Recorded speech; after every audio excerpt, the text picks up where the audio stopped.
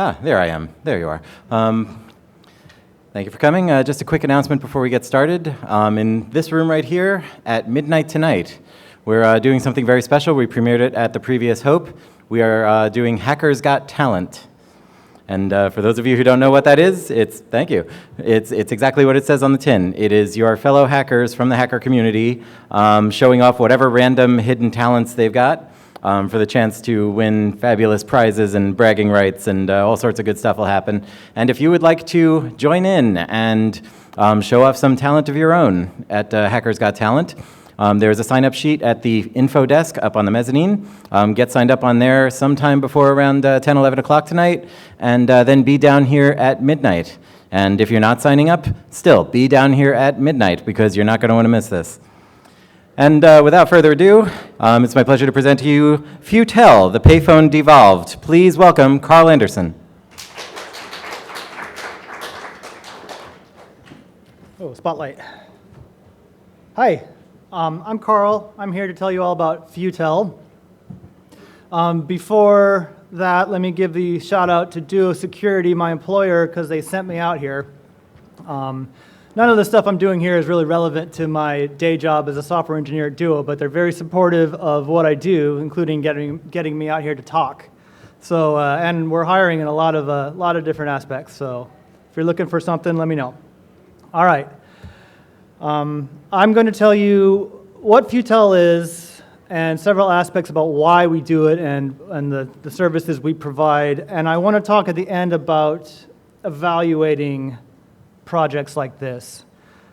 What Futel is a phone company. We install payphones and other phones too, but mostly our phones are payphones, but you don't have to pay to use them. They're free to use. We use payphones because they are the types of phones that you can leave out on the street all night and let anyone use them, no matter what their frame of mind. We've been operating since 2014. It's run by myself and several other volunteers. We have 5 public payphones right now, free payphones right now, on sidewalks and alleys in Portland and Ypsilanti, Michigan, Portland, Oregon. So here's a phone on a sidewalk in Portland. Here's another phone on a sidewalk in Portland. All of these phones are publicly accessible 24 hours a day. Here's a phone on a sidewalk in Portland. This one isn't a payphone, it's a stainless steel security phone. Here's a phone in an alley in Portland. I really like this one. Well, I like it because it's our most recently installed phone. But I also like it because it's a little off the beaten path, so you have to kind of find it. And people who use this tend to play with it a lot more. You can see the light of the phone if you walk down the street near the alley.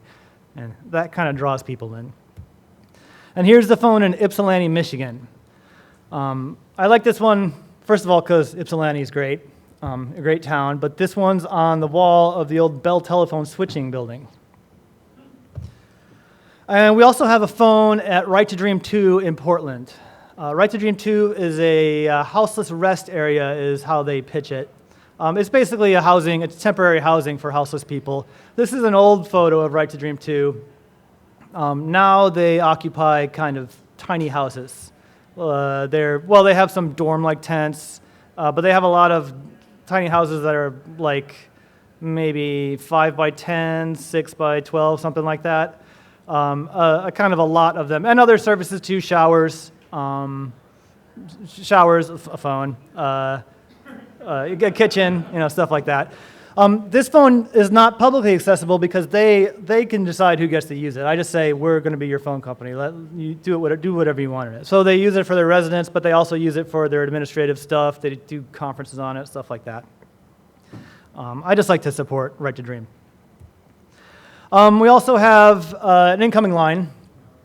We have several incoming lines. You can call any of these phones directly. But we also have an incoming line that you can access some of our services on. And various other media too. We got zines. We got a website, SoundCloud, stuff like that. Just handbooks, various other media that isn't directly part of the phones, but they are part of the whole project and essential to the project. I really like I really like having the zines because you can just hand it to someone. You go, here, have a zine. They're cheap. They're great to distribute.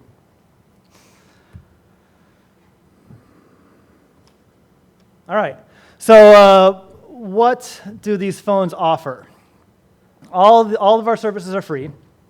And the most important feature we offer is outgoing calls to most of North America. And that's by far what people use the phones for most. They walk up and they make a call. We also have incoming calls. You can hang around the phones and wait for a call, or you can call back and forth, stuff like that. We offer voicemail. You can set up your voicemail from any of our phones, and then you can access the voicemail or leave a message from the phones, but also from the incoming line. We have various directories. There's a menu-driven system on all the phones with several directories of useful numbers, which are mostly social service numbers, crisis lines, mental health resources, just things that will be interesting to people, bus schedules, your library card, all sorts of interesting stuff like that, but useful stuff, stuff that people would want to use if they don't have a phone in their pocket or their house, or if they do. And we also have directories of interesting numbers, artistic or just puzzling numbers, really. Anything that's interesting to me, I like to put it on the phone. A large menu of error messages that I've found. Fun or interesting or just technically interesting error messages that have an incoming line for whatever reason. One of my favorite features is the Payphone shotgun. It will ring every payphone I know of that takes an incoming line simultaneously until someone picks it up. Always looking for incoming payphone numbers, by the way, if anyone knows of any. And I've spent some nights at the phone drinking and just calling people, seeing who likes to talk. Also, a service on the phone, which isn't really an official service, but people write numbers on the phone. People write all sorts of messages on the phone, like, where were you? I was expecting to call you, or stuff like that. So there's kind of a text messaging implemented on the phones also. But people write down numbers on there, so I call people up. Hey, I saw your number. How's it going? I called up one guy. He's like, oh, where are you? What you doing? And he told me where he was. He's like, I'm just sitting around smoking a doobie. And I was like, me too. I'm calling people. How's it going? We have a connection to, not a connection, but we call the Collectors Network, which is a lot of phone history things you can call. You can call various old switch boxes and stuff like that and hear them operate. We have a bunch of audio.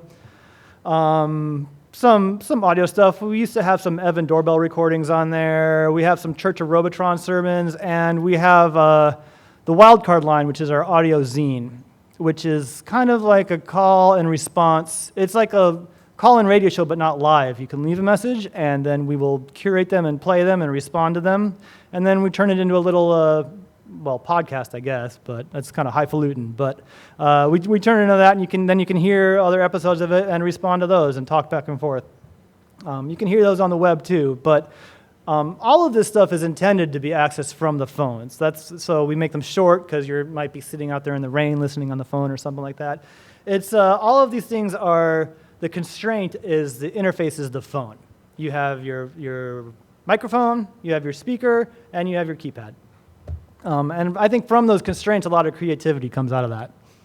And we also have human operators. If you dial 0 from our phones, you can talk to a human for whatever reason you might want to talk to a human for. Our motto is, operators are sometimes standing by. You're more likely during the day to get someone, but you can call it at any time, and all of our operators will ring. I think we have 8 operators right now. Anyway. And those are our services. They're all free, and all of them are available on the outgoing lines, and some of them are available from the incoming lines.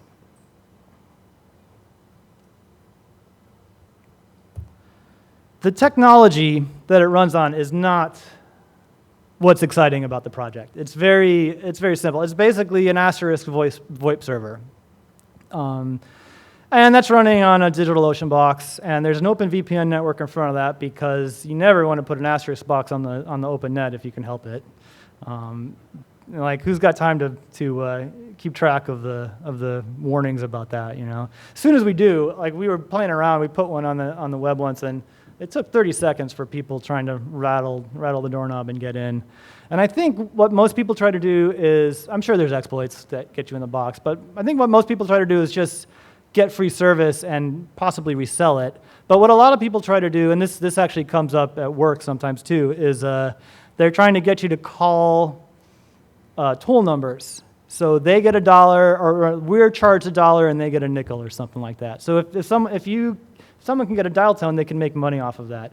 And there actually was, I read about it recently, a payphone operator in, I forget what town. They had a lot of payphones, more than was really supported by the usage. And what they were doing was using those calls to call the toll-free numbers every minute or something like that. Using those phones to call the toll-free number every minute or something. Got 24 million bucks, or no, 2.4 million bucks from that, and then got caught. So the technology, the actual hardware and software is not so much interesting. What's interesting is that the way we use it, the services we provide, and it's all running on trash. It's all running on recycled hardware, old landlines. The routers, our VPN clients are obsolete routers running OpenWRT. And that's important to me. We are we're taking stuff from the waste stream, we're hitting it before it hits the smelter or whatever, and then we're reusing it. The boxes that turn the phones into VoIP phones are little SIP boxes like PAP2s, stuff like that.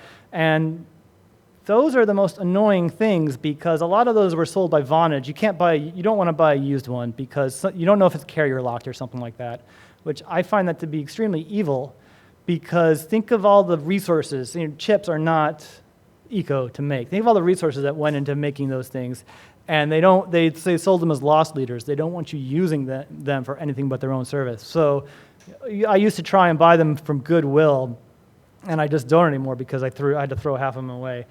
People say they have ways to bust them, including having your own FTP server to serve its config or something before you put it on the net or something. Sorry, it just infuriates me though. But that's what's interesting is not the technology, but what we do with the technology. And we got the web stuff I mentioned before. We got a Twitter account, all the stuff you need to communicate with people. And of course, we have an IRC bot that we use for administration. And another important aspect is it's all volunteer run. Some people will get reimbursed for their expenses, but never everything they paid for it. You don't get all your gas money back, So. But it's all run on trash and run by volunteers. And it is funded by donations and grants. We have a fiscal sponsor that gives us 501c3 status. And and that opens a lot of funding opportunities to us. And most of the funding has come from grants, usually artistic, usually arts-based grants organization, which is interesting to me because, so a lot of the arts-based stuff, there's a community aspect to it. The community aspect, the social service aspect, definitely is a draw for helping us get funding and from the arts organizations, because a lot of these are public stuff and public organizations or publicly funded organizations, and they want to use art to help the communities and placemaking or strong communities, stuff like that. But it's interesting to me because it is an arts organization. We're making a creative, artistic thing. But for me, the art is generated by it. The art is just what comes out of it. The art is how it's used and how it's. What we're doing is we're playing phone company, and then that turns into art. So it's always. I always feel kind of strange calling it an art project, even though it is. There's a lot of labor involved in hustling up the funds, and I'm really bad at it, and that's why Futel is currently broke. But we're scraping by. I like this image because one of the grants like to see matching funds. They like to see previous success. They like to see that you don't throw away the money, and they like to see that you have other support. So I was figuring out how to demonstrate that. And my friend worked for this company, Beeline, and they donated ad service to us. So we spent like $150 on these panels to make the panels. That's all they wanted, just bring us the panels and we will ride them around for free for, I forget, 20 hours or something like that. So they donated thousands of dollars of ad service just so we could show that we received several thousands of dollars so that we could receive several thousand more dollars. It's, I don't know. It doesn't make that much sense to me sometimes. But so this guy, I mean, he's delivering actual physical goods, but he's also hauling around our ads just so he can haul around our ads. And, anyway, I find that amusing. And a lot of other kinds of donations. A Portland ISP called FreeWire donated the internet service for the phone at Right to Dream 2, which is excellent. And they also have all internet service too. They can use it for whatever they want, which is a very important tool for them. Twilio donated service to us, which is great. FreeGeek's giving a talk tomorrow. They donated some hardware, and the Personal Telco Project has donated some hardware and expertise. A lot of free consultation from the Personal Telco Project, which is very excellent. So a lot of donations, a lot of stuff coming in just to allow us to do anything. So that's how we run it. That's how it works. The next question that a lot of people ask me is why? Like, what is the motivation? Why are you running a free phone company? Because as you might guess, there's no money in giving away free phone calls. And a lot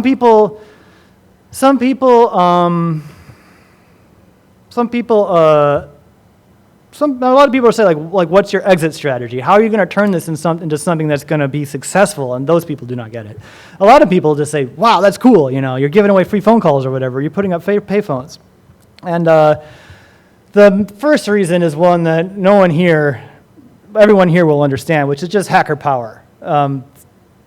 Doing things. We're hackers. We like to take things apart, put them back together, and use them in ways that were not expected. So it's very unexpected for people to see payphones these days on the street. So if you can do it, you want to do it. You kind of have to do it because you can do it. All of this stuff, think about 20 years ago, it would cost a lot of money to do this. You would need equipment. You would need a building or a room. You need to rent a room in a building. You would have to have expensive equipment. You would have to have a lot more expertise than we have. And now it's a couple geeks and some DigitalOcean boxes doing it. So the fact that you can do it, it makes me want to do it. Another reason is that I need to have projects.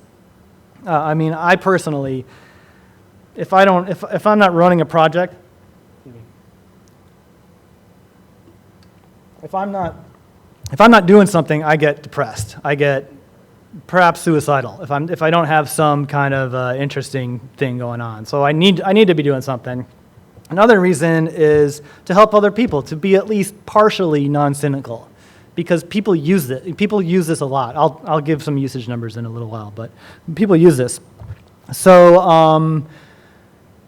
I heard a great Jason Scott quote. I forget where it was, but he said, you can still help people and still be an asshole. You don't have to lose all your cynicism, and there's a lot of cynicism in the Futel project too in a lot of ways. I like to bug people, I like to bother them, but the core of it is doing the right thing, doing good, and that's very important because it's a needed thing. And another reason is to have a creative outlet in an unexpected medium. Like I mentioned, the art comes out of the project in those ways. And the constraints of the project is where a lot of the creativity comes from. Because it's audio only, that's a big constraint for us sighted people because of visual lives, Because people access it on the street in the rain, that puts a lot of constraints into it. And a lot of freedom comes from those constraints in my mind. This image here has nothing to do with Futel. This is one of the inspirations, my inspirations for doing this kind of thing. This was the apology line in New York City. I think it's New York City, 212. This was in the 90s and maybe the 80s. And it was basically voicemail as an artistic service done by a man named Alan Bridge. I hope that was his name. So it was basically a voicemail box. He put these flyers up, you call it up, and a recording would say, here, you may apologize. You've done wrong, and now you may apologize. We're not the law, we're not the church. Call from a payphone if you're talking about a crime.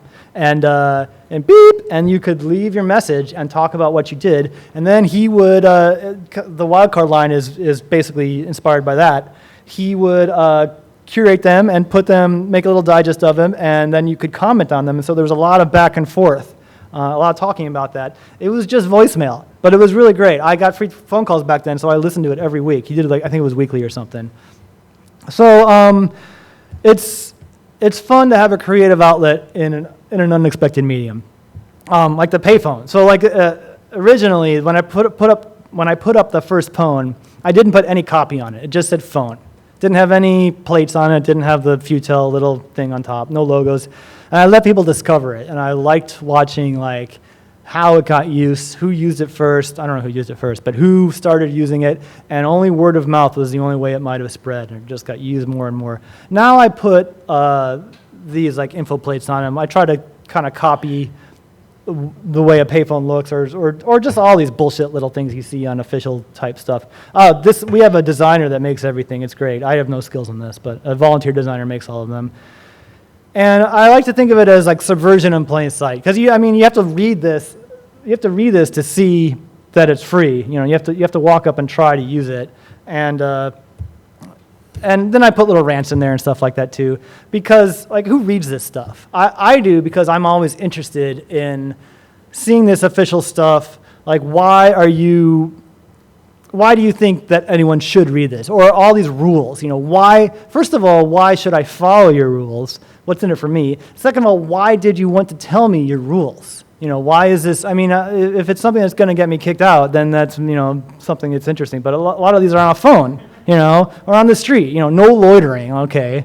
Who cares? So I like putting, I like kind of subverting that a little. But it does tell you that it's free. It tells you have 911 service, and it tells you to call the operator if you want to talk to an operator. And I don't know about most, but before we had the volume buttons on phones, a lot of phones have a little orange plate in the corner, about an inch or two, and the real phones, pay phones, the instructions are, number one, stop! And then the second one is listen for tone, and the third is insert coins. But the first instruction is stop! If you do not stop and follow these instructions, you are doing it wrong, and there will be consequences, But you can do whatever you want with these phones, And so we got a friendly voice that you can hear, And you don't have to follow these instructions, but maybe we'll help you with these instructions. So we like to work for people. So that's so subversion. People are confused by the phones. People on streets with a lot of bikes, you hear people like, "Whoa, what is that?" And then a lot of people use them. All sorts of people use them. A lot of homeless-looking people use them, but a lot of people I wouldn't expect to use them, and a lot of kids like to use them too. They like to pick up the phone, and play with it, and then they start playing with it. Some of the operator calls are. I answer the operator call, and I hear a kid like, wah, wah, wah, wah, wah, wah, wah, and I'm like, hello, operator, and then usually what happens is a parent's like, hello, who are you? Why are you talking to my child? Well, your kid called the operator, I'm talking to your kid, So I really like the bot logic IO talk here earlier, because they tweeted to people who they thought were bots. They're like, we think you're a bot. Call this number if you don't think so. And they were like, well, if they call this number, we have an open mic in their room for as long as the phone is picked up. So it's a way to be it's a way to confuse and annoy people, and help them at the same time. So why payphones and landlines? Why is that our medium? Well, this is another group that doesn't really need to know that, because it's payphones. It's freaker history here. It's hacker history. And of course, we are the opposite of freaks. We are buying service and giving it away. So that's, we're not freaks. We are, but that is why we wanted to put payphones up there. This is a issue of the YIPL, Youth International Party Line. It says October 1971. I think I got this from the Internet Archive. I don't know. And they were, they were sticking it to the man. They were doing it for many reasons, including being hackers, also to steal service, and to use it to communicate and stuff like that. So that's just something we like to riff on. I mean, that's why, when we realized, hey, we can put payphones out there, then we wanted to do it. So it's a homage to the history of the freaks. And one thing that I didn't realize for a long time, like why were phone freaks, like why was that so big and important? And because back in the 70s and before and after, if you were an ordinary person, this was the computer that you could access, was the phone system. And it extended into your house and also an anonymous phone on the street. So that is what you got to hack if you weren't a researcher or whatever, a geek, not a geek, but they were geeks. But they were, if you weren't a technician of that class, then this is the device you got to hack on to talk to a network. And of course, the signaling was in band, so it was accessible, and you know the story. So, we respect that. But there was another factor here.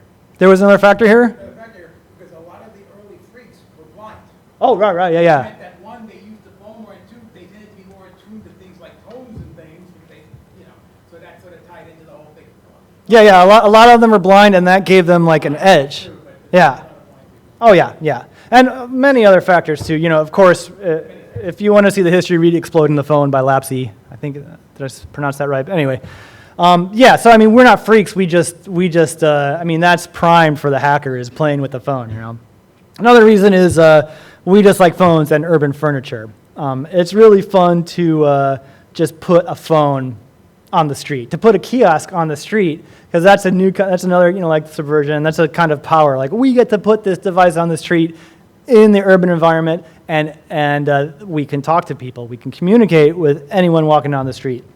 We're just kind of nostalgic for the future we expected. If you read Neuromancer, Count Zero, they used payphones. No one expected that even though they had tiny computers, no one expected that the public terminal wouldn't be there. And there are very few public terminals now. There's ATMs, there's library terminals, and there were payphones.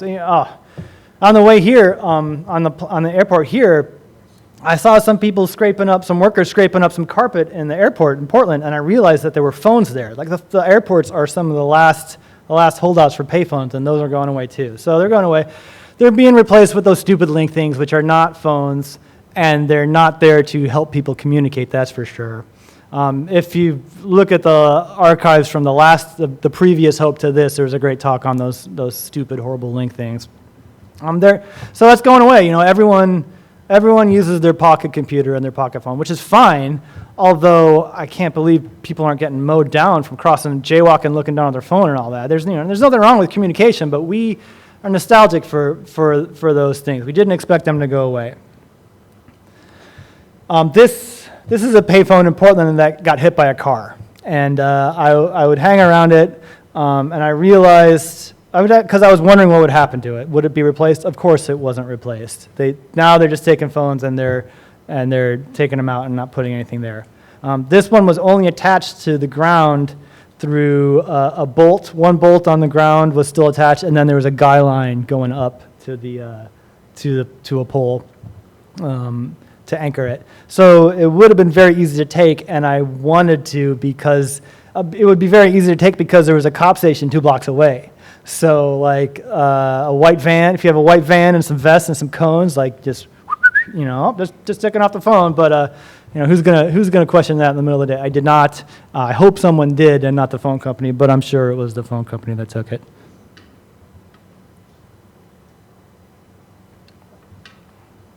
So that's why our medium is the phone. It gives us a lot of reach. It gives us a lot of power, especially the incoming line. Anyone, anywhere can call the incoming line. Our goals. Oh.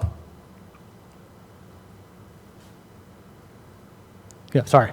Pardon, I'm talking. All right. So what are our goals? Our goals to continue this service are to continue installing and supporting phones. I mean, we like what we're doing. We're going to continue doing that. This is Phonehenge, by the way. So I mean, that's the core of what we're doing, and it's great. But there's also more. I'd like to expand the creative content involved. I'd love to do more artistic stuff. I would love to let people play Hunt the Wumpus on the phone or whatever, and other, puzzles and things that people can do and contribute to. Interactive audio art is like the second thing that's very important. The administration, there's a lot of, it's hard. There's a lot of work involved in just keeping it running and all that. But it would be good to expand to other accessible types of communications, non-permanent phones, event type things, maybe other communication tools, but based on accessibility. I'll talk about accessibility in just a moment, but based on kind of populism, radical accessibility is what I think of when I think of the phones. So we're gonna, and continuing to teach the children, continuing to teach people about what used to be there. I was, my friend, this is pictures at tour camp. My friend was visiting once, and he, with his son, said, why don't you call mom? Call mom on the phone, I like to tell kids it's great for prank calls, because kids don't know how to make prank calls anymore. So I tell people that. My friend's like, why don't you call your mom on the phone? And kid picks up the phone, and he's like, it's broken. It just goes, Rrr. So I like to put this kind of anachronistic thing out there. And the anachronism is part of the subversive thing in my mind. So let me talk about evaluating the project. Excuse me, drinking out of this bottle. All right, evaluating any project is very important. It's very important for me. I have to budget my time these days because I have a daughter. And I also have a mother, so this Futel is like my fourth job right now. My time is taken up. By the way, my daughter, I walked in the hotel room today here at the Pen, and she's talking to someone on the phone. She likes to pick up the phone and talk to people now. So it's important to evaluate what you're doing because time is short, these days. Should I be putting a picture of my daughter? Here, I'll put someone else's kid there. That's good. All right. So they knew I told them, don't worry. I didn't take any unallowed pictures. So every project needs evaluation right now. Because this is another thing everyone you know, but America is fucked, and we can never forget it. We have literal Nazis running the government. We have literal concentration camps, yes, and we have Nazis, public Nazis, walking around Hope right now, So it's important that we do the right thing. It's important that we think about what we're doing and use our powers for good. It's important that we use our abilities and stuff and evaluate what we're doing because, I mean, think about it. I always wonder, what were they doing in Germany, during the Nazi era, Well, now we know. There are concentration camps in America right now, dictionary definition concentration camps. So it's important that we do the right thing. So there's no shortage of things to do, and and I'm not saying we can't be frivolous. I'm not saying we can't never have fun or anything like that. But we have to evaluate our projects and fuck those Nazis here at Hope, by the way, But we have to, yeah. I'm sorry. I need to stay on topic. But I got really stressed out. It was 2 hours before this talk, and I yelled at a Nazi in this very room, and it got me all I had to calm down. So it's important that we think about what we're doing and do the right thing, and that's why evaluation for a project is very important. Because I'm not saying don't do some stupid project, because Futel is a stupid project in a lot of ways. I'm not trying to judge anyone, but evaluate yourself and what you're doing. That's why evaluation is important. It costs money and time to do this, and everything needs validation. So how can we evaluate the project? So are the goals of the project being met is the first thing. And the easy way to do that is metrics. Metrics is just a highfalutin way of saying, like, count what we're doing, you know. And so I feel that it's very successful. These are our metrics for 2017. Over 19,000 outgoing calls, free calls given away, so it gets used a lot. One of our directory options is the mayor of Portland. Dial, for the mayor, press 1. So 57 people did that, yeah. And in Ypsilanti, too. You can call their mayor on there. One of our numbers is the Druid of Sisyphus Gardens. He's a friend of mine who lives in a rural area. He has a landline but no electricity. So I let people call him because he has a different attitude about a lot of things, and I think people want to talk to him. We have a voice conference. You need a voice conference, so people called that.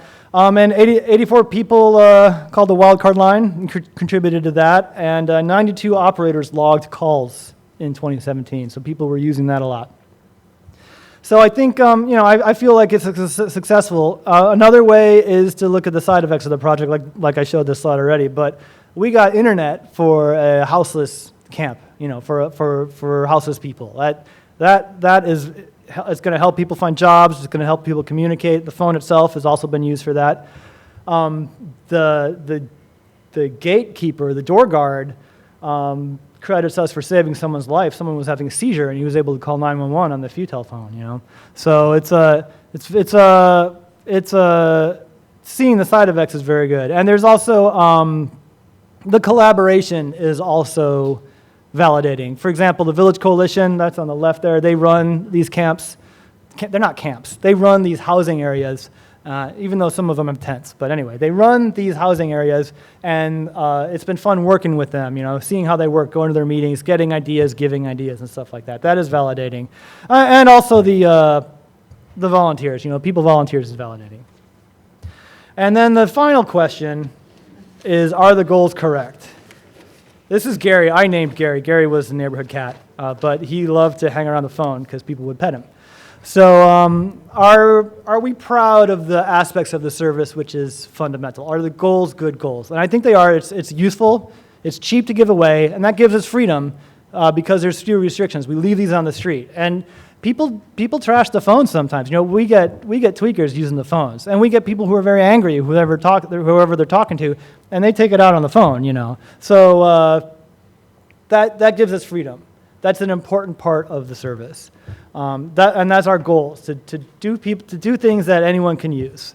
Even if you're gonna, even if you can't be polite, even if you are coming down from your meth and like you're like having a bad day and you're gonna take it out on whoever, like that's okay. There's a lot of parts of the service that I don't want people to use it for, but I'm not gonna filter that out because I have to filter out the good uses too if I were going to do that.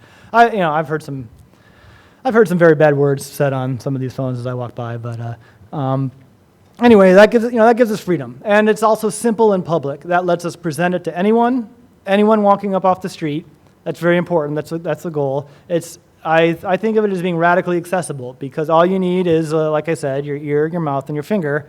I would love to have a TTY phone, by the way, but those are $400 on eBay or something like that just for that. So anyway, that would be great. That would be even better. But it's accessible, and it's the rugged hardware so anyone can walk up and use it. And it has an easy connection to a large existing social network, which is the phone service that anyone can use. But importantly, you don't need an app. You don't need a device. And you don't need to identify yourself. We don't care who you are. You don't have to give us anything to use the phone. You can just walk up and use it. And finally, the important thing is that it's interesting and fun and worthwhile to the volunteers and operators who do that. And I like to think about projects like this. You need to receive benefit for us. I need to receive a benefit from it. All the operators, all the volunteers need to receive some kind of benefit from it. And that's not money because we don't have the money to pay anyone. The benefits are doing something good and non-cynical. The benefits are exercising our skills. I'm not an ops guy, but I've learned a little about ops because robustness of the service is very important. So I've learned that from doing this.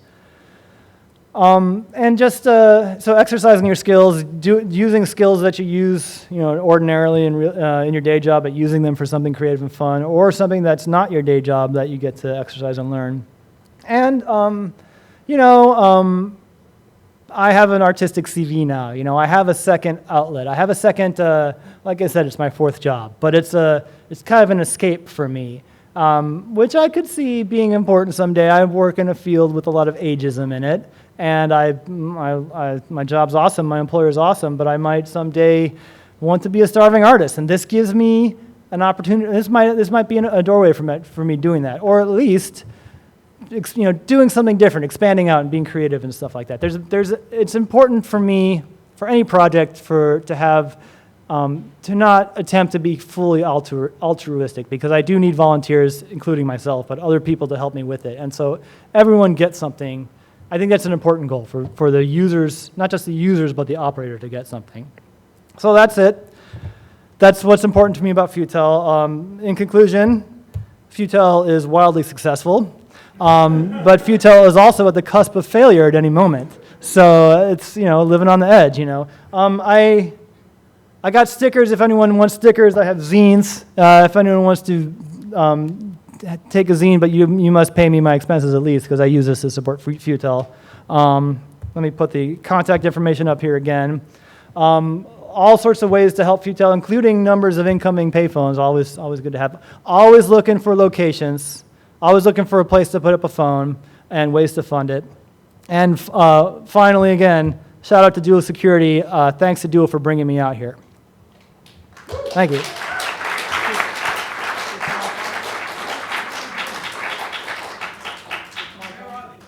I'm sorry, I can't see anyone, so if you're at the microphone, if you have a question, come up to the microphone. What do we have? The microphone, 10 minutes? The microphone's not on.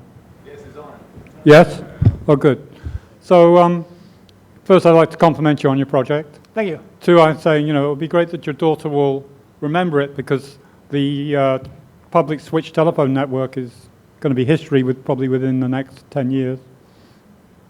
And but I wanted to tell you about another project, and I have some documentation that I'll be able to forward to you that you can add to your list of of things. At a project that I did around '88, and my background is in punk rock, and I made all the badges, the buttons that punk rockers wear. I was into P2P in the '70s, and then I got into printing fanzines, and then I realized, well, if we all can get online with modems, it would be a good thing, and we wouldn't have to print all this crap. And so I started working on that in the 80s, but it was, I even came to America to do it. And what I found, I went to the West Coast, and I found that all the people that were doing bulletin boards and stuff, they were all these like deadheads. They weren't into punk rock. It was a dead loss. I came to New York, kept doing it. I was doing a newsletter, email newsletter that was going out through telex and stuff about punk rock, and you know, it didn't get very far. And I got this girlfriend who moved into my apartment, and I said to her, okay, you can't use my phone. And she got one of those voicemail things. They just brought in those digital voicemail services, which is the ones, you know, it was $10 a month. And I checked that out, and I found that you could, if you got the box with the last 4 digits, you could switch from one box to the next box just by hitting 0 and putting in the next 4 digits on one call. And she was getting more traffic within a week of getting in, because she was a club kid, than I was getting on bulletin boards and all this kind of thing. So I decided to go to that, and I started something called a phone zine. And the phone zine, it basically worked. You could make one call, and then you went to a directory, and I printed cards with the directory, hit 0, and listened to like what shows are on tonight, something else, a bit of an interview, something else. And eventually, a little bit later, I was still running it. I became homeless, so I was running it from phone booths. I had one of those little Philips cassette decks that I could record into and play back into like the phone, and I would go out and do interviews. And my biggest score was when Public Enemy broke up, and because they were getting too famous, they broke up. And I interviewed Chuck D, and he said, we didn't break up. This is just a scam so we can keep ahead of the crowd. And so, you know, and KRS-One and these kind of people I was interviewing. So it was actually quite a successful thing. And you know, that kind of thing, samizdat type stuff, I wouldn't say the phone system's going to be dead. I wouldn't say the public switch phone system is going to be dead someday. I read it because you in- never know. Like Yeah. many things could change. I actually read in the paper But last there are week. people behind you. Do you have a question? I'm not saying you're not. What you're saying is not interesting. I just wanted to give an example of something and say that actually the idea of doing something like a phone zine, which is a thing, it's like a thing where people can contribute content, even like a sort of Wikipedia idea where anybody can add on content and there's an index of numbers so that you can hand out a flyer with the numbers on it and then people can click through to content, is my suggestion to you. And also, I just wanted to offer to you to send like the documentation because I saw you coming up with these history of phone projects, and this was a good one. Oh, thank you. And you can send it to the email address. Yeah, thanks a lot. I really like the samizdat, the simple interface for all that kind of thing and that kind of communication. But we might not see the end of the switching networks and stuff like that. There's a disaster plan in many cities in Portland. Go to this park when the earthquake hits, because this is where we will have phones you can use and stuff like that. Okay, is there someone there? I'm sorry, I can't see. Yeah. So question I have is, what's the marginal cost of operating one of these phones for a year? And do you have the specs for the phones that you've built available for other people to maybe reproduce this elsewhere in the U.S. or the world? So the specs, the server stuff is all on GitHub, which you can get to. Everything's from that URL there. If you look at the support section, or let's say how you can support Futel, and one of them is by hacking on that. I wouldn't say it's completely user-friendly on how to get introduced to all that. But if you ask me, I can point you out. If you email me or something, I can point out the details. In terms of the cost, I haven't really broken it down very well. I try to get $1,000 for a phone for a year, and that's including all of the hardware. The phone itself, the concrete, the cabling, and all that kind of stuff. And that also includes the breaking, something breaking, having to be replaced. So many will be cheaper than that and some more expensive. The IPSI phone is more expensive because I have to ship out a new phone when it breaks, because I don't get to IPSI that much. So the budget for a year is very small, $1,500 to $3,500 a year, I think, is what I tend to run. Hello. Hi, I was curious, with all the recent launches of open source and more proprietary software that does speech to text, have you guys looked into the feasibility of incorporating any stuff like that for like SMS or anything like that where you can speak in and have it print out text somewhere in a useful or interesting spot? Oh, I would love to. I'd love to put a little printer on the phones. I would love to have voice to text and text to voice and all that. I'd love to play the telephone game with the voice recognition or something like that, that would be great. So much to do. I don't get to a lot of the artistic stuff that I'd like to do. But yeah, I love that kind of thing. I got a friend who's trying to put some kind of adventures in there or something like that. That would be awesome. I think I see a shirt. Yeah. Hey, I was just curious. I I know can you see it. guys All are anti-freaking, but have you encountered anyone trying to disassemble or reflash your routers or anything? No, I mean nothing's accessible but the phone. The phone itself, the phone itself is the only thing that's protected. And if you smash that open, all you get is a phone line. The phones are powered by the phone lines. So and so the routers are in a secure location, or at least semi-secure. I don't think anyone's ever tried anything, and I shouldn't talk about this because that's an invitation, right? But yeah.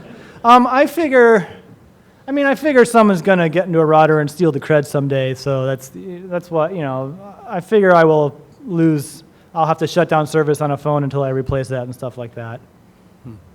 Hello. Yep. Question: is this just basically old-style dumb phone, or is there like a smartphone board in it, like what they use for like the cocots or that sort of thing? Oh, these are all dumb phones, and that's also a challenge, is not getting cocots on eBay. Something like that. Well, actually, as long as you have the housing, you could just not use the board. But yeah, that's the thing. I just realized it's simplified for one reason. Since you're not charging, you don't have to worry about operating escrow or anything, which simplifies it a lot. Come to think of it. Oh yeah, and all the COCOT stuff just makes it either unusable, or gets in the way. There is you can get boards to just replace the phone, or put guts in there or something Well, like that. needless to say, if you get COCOT housings, they work just as well as dumb housings, as long as you have the right pieces to put in them. So that's another thing. My goal right now is $200 for a working phone with locks. That's what I try to get right now. All right, we got 1 minute.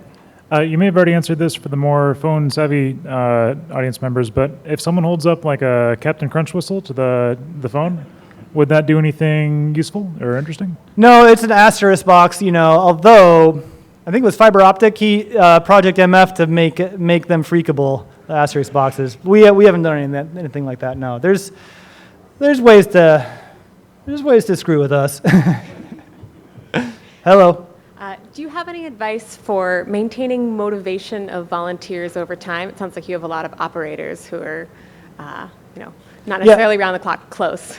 It's hard. I mean, maintaining my own motivation is the biggest challenge some days, and avoiding burnout, really. So the main way to maintain volunteer motivation is I do like 95% of the work. So there you go there.